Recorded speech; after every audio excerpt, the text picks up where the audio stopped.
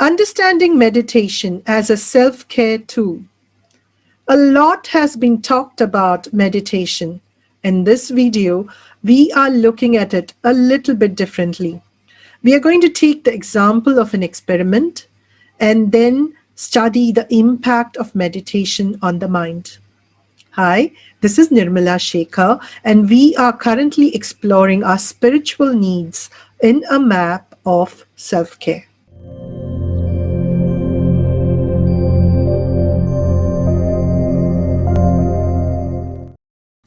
Let's start this discussion with an experiment. I have a bottle of water here. I had poured some mud at the top of the water and let it settle down. So you can see a lot of the mud is at the bottom and there is still some mud floating at the top. And this bottle, this water, sort of represents our mind. Our mind is like this with a lot of thoughts, all the mud, a lot of thoughts going around. And through the day, we are stuffing our mind with new thoughts, new things to think about, worry about, plan, organize, and feel as well. So we are constantly churning our mind with these thoughts. And as a result, the mind becomes clouded. You can see just how clouded the mind is right now. Meditation is the process of unclouding, clarifying our mind, clearing our mind by just allowing it to be. So we're just going to allow this water to just be there while we have this discussion. And basically that's it. There's really nothing complicated about meditation, though there is a lot written about it. There are many different methods of meditation. But if you are going to look at meditation as a self-care tool, it's just this. It's just letting our mind be. You can already see that the mind, that the water has started clearing itself. And when we study meditation or when we look up and read on meditation, there are so many things that are offered as guidelines, and it can be very off-putting. And then you have another extreme of the perfect meditation that is ideal to have, and that is a half an hour meditation or a 1 hour meditation consistently at the same time, a particular method. And all of those are wonderful. There's nothing wrong with that. They are needed by people. But when we are looking at self-care, we have to start with where we are and start this process of clearing our mind little by little, little by little. The consistency is the key, not a perfect meditation session done maybe once a week or once in 10 days or even once a blue moon. So we start, and I like to think of it as something very simple, just 30 seconds, 1 minute of clearing our mind. And if we can do that consistently through the day, we are already putting our mind into a meditative mode. And that's a perfect place to start our meditation practice.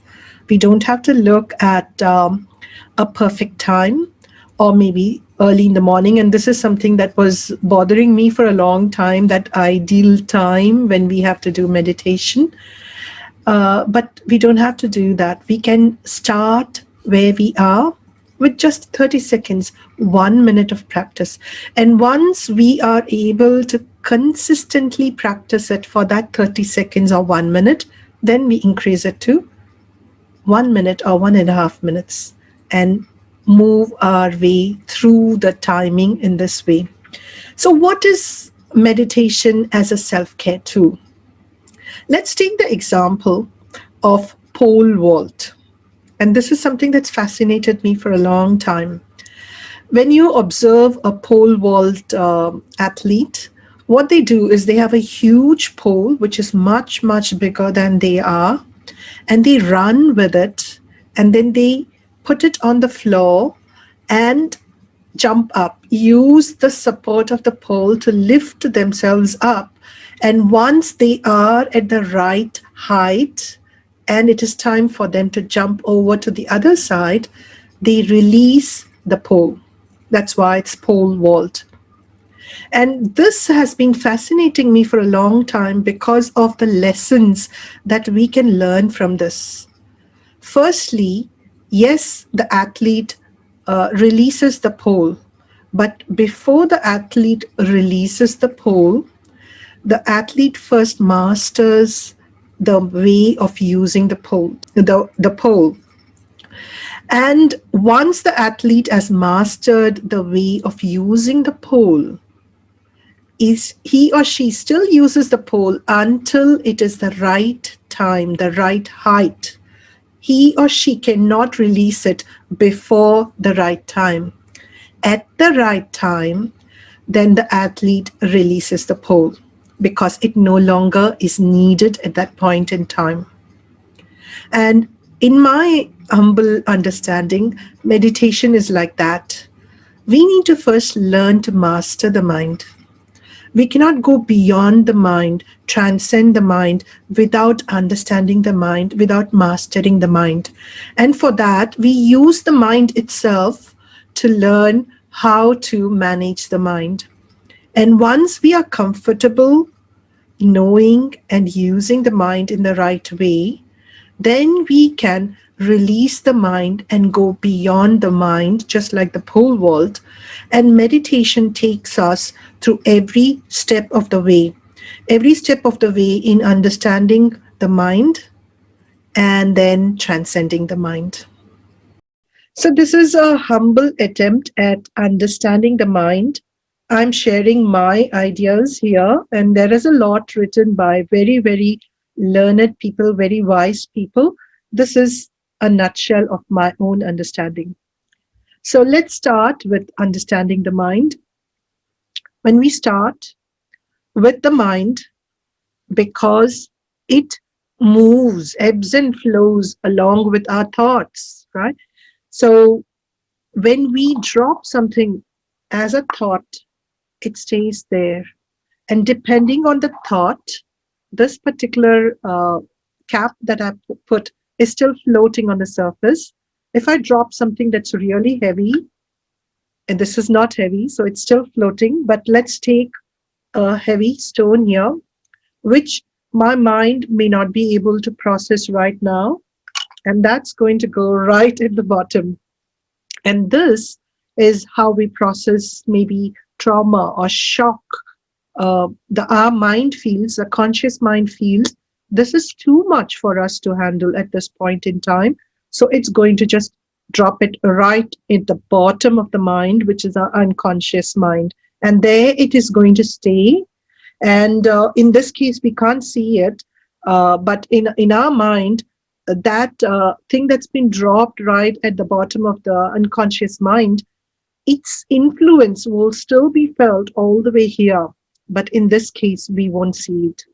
So that is an example of the things that we are pouring into our mind all the time. I'm adding mud here. And by constant thinking, overthinking, we are basically churning our mind all the way through. And now I can feel a lot of resistance in that churning process because of the stone that is right there at the bottom. And that's how I may not even be aware of my inner resistances as I'm thinking, but it is there. Now, this is what we do with our mind day in, day out, and allowing ourselves that opportunity of meditation, allowing the mind to settle in and just be, is important. So if we go into our habitual process of thinking, the mind goes away somewhere. What it does is it's just churning. And then you say, oh, you're churning here. Stop the churning, come back. And that is the process that we need to do day in, day out, until we get the hang of what it is like to be still.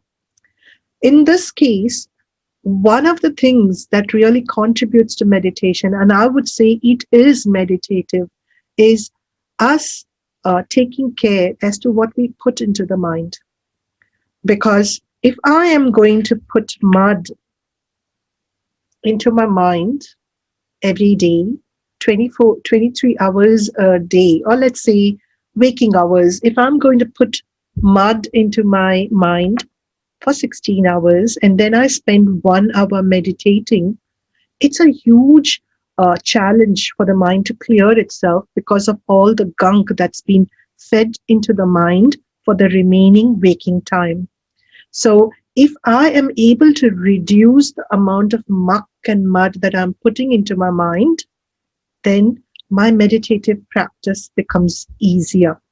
And I would say being careful about what we feed our mind in this way is also meditation, because then when I'm able to meditate because of what I have fed my mind, even a 30-second practice becomes easier, and that may be enough to clear my mind because there is not so much gunk that needs to be cleared. Another example, and I'm having a literal kitchen here. Just give me a moment. Okay, so I have sugar here, and I'm going to take sugar and pour it into the water. And what happens here? The sugar is not separate from the water, it dissolves in the water. And this sugar can be likened to positive emotions. You don't need to do anything to clarify the positive emotions that we feel. They become part of the mind, they become the nature of the mind. So when I'm experiencing joy, I'm experiencing gratitude, I'm experiencing bliss, it's all part of the mind. It becomes nature of the mind. I don't have to do anything else to clear. Another thing is I have pink salt here. If I'm going to pour salt into the water, and that's my bitter thoughts, my negative thoughts. And negative thoughts need to be acknowledged, negative feelings need to be acknowledged, yes. But if I'm constantly churning negative thoughts, constantly churning negative feelings, then they become part of my mind and they make my mind that nature. And to counter that, then I need to work on a lot of positive emotions to balance that salty nature of the water. So, similarly, what we do, the times that we are not meditating, is very important and contributes to the process of meditation. So, the thoughts that I think habitually, that's important. And having a 30-second, a minute, a 5 minute, 10-minute meditation regularly through the day or every day allows us to come to this conclusion that the thoughts that I think the rest of the time contribute to what happens during my meditation practice. And just that awareness is again the result of a meditation. When I'm able to meditate and say, oh, these thoughts today are going wild, I'm not able to stop them. And then if I'm able to step back and ask myself, why is it like this today? Then I'm able to correlate to what has been happening the beginning of the day or before my practice. And then I'm able to see the correlation. So meditation, I've heard from many wise people, is a lifelong process, is something that happens 24/7. And that is true because what we do 24/7, what we think during the waking hours, and the way we sleep during the night, all of that contributes to that 5 minute or 1 minute meditation practice that happens when we are structuring that meditative practice. In an earlier video, we had talked about decluttering our inner world. What that does is it starts analyzing our mind and looking at what is there in the mind and saying, okay, this is useful, this is not useful, let me release it. And when we do little by little, consistently over a period of time, we can declutter our mind, both our conscious mind as well as the deeper layers of our mind.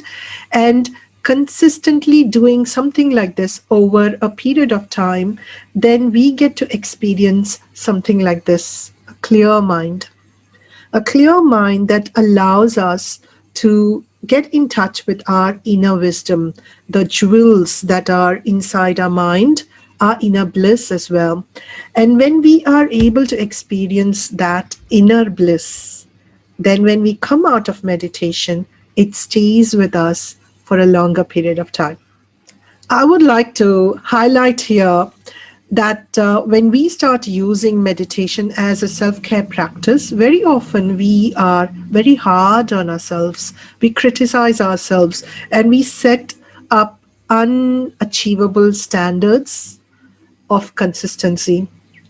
And then it becomes something that we blame ourselves for. And that is completely opposite of being a self-care tool. It is not being compassionate with ourselves. So start where we are currently. If 30 seconds is all I can do, start there. If 1 minute is possible, start there. And if I can do a few 30 seconds through the day, wonderful.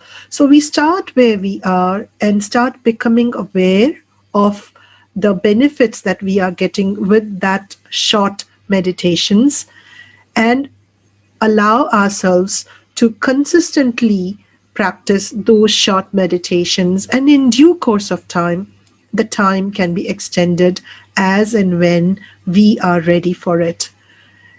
Whichever way we adopt, whether it's a 30-second meditation or a 30-minute meditation, definitely we will see the benefits of it.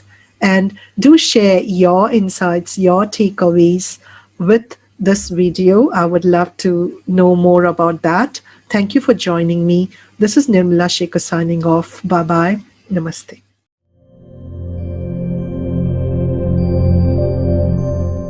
Do subscribe and hit the bell button for more weekly content on self care.